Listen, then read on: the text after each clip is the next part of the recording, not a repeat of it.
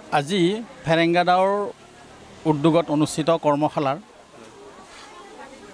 আজি সামৰণি অনুষ্ঠানৰ 3 দিনকৈ আমাৰ ইয়াতে উদযাপিত হ'ব এটা অনুষ্ঠান। আজি গ্ৰন্থমেলা উন্মোচন কৰা হৈছে, মৰমলেণ্ড গ্ৰন্থমেলা। ইয়াৰ পতাকা উত্তোলন হৈ গ'ল।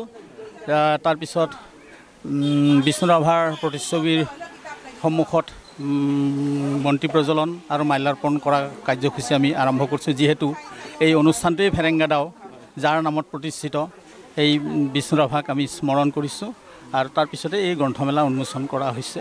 আমি গ্ৰন্থমেলাৰ মুখ্য উদ্দেশ্য, আমি বছৰে বছৰে এই গ্ৰীষ্মকালীন যি আমি কৰ্মশালা অনুষ্ঠান পাতোঁ, তাৰ লগত আমি গ্ৰন্থমেলা এখন অনুষ্ঠিত কৰোঁ, যাতে এই গ্ৰন্থমেলাৰ জৰিয়তে আমাৰ ছাত্ৰ ছাত্ৰীসকলে দূৰলৈকে কিতাপ কিনিবলৈ নাযায়। গতিকে এই হাতে পোৱাতে তেওঁলোকৰ কিতাপবিলাক ইয়াতে পাব। তেওঁলোকৰ সাধু কিতাপেই নহয়, তেওঁলোকৰ ক্লাছৰ কিতাপো আজিকালি যিহেতু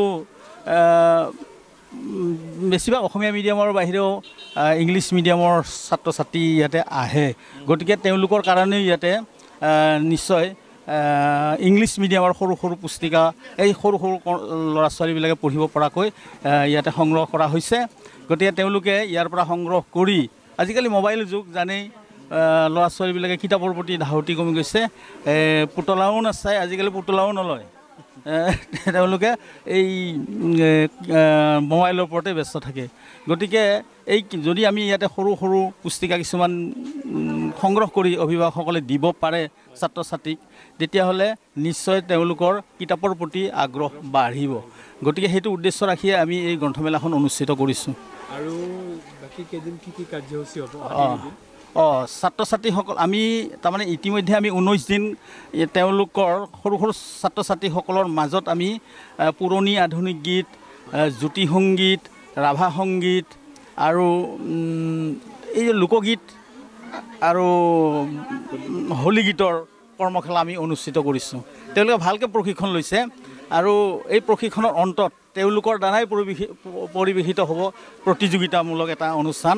তাত আমি অসম চৰকাৰৰ পৰা যিহেতু এই বছৰ আমি সমষ্টিভিত্তিক অনুদান পাইছোঁ, গতিকে সেই অনুদানেৰে আমি তেওঁলোকক এই চৰকাৰী এখন আমি প্ৰমাণপত্ৰ দিবলৈ সক্ষম হ'ম। এইটো আমাৰ কাৰণে এই বছৰৰ আমি ভাল সাফল্য বুলি ভাবিছোঁ। ছাত্ৰ ছাত্ৰীসকলে সেইখন সংগ্ৰহ কৰিও নিশ্চয় উপকৃত হ'ব, আনন্দিত হ'ব, আগ্ৰহ বাঢ়িব। ইয়াৰ পিছত আমি তেওঁলোকৰ কুইজ প্ৰতিযোগিতা পাতিছোঁ, সাধু কোৱা প্ৰতিযোগিতা পাতিছোঁ, চিত্ৰাংকন প্ৰতিযোগিতা পাতিছোঁ আৰু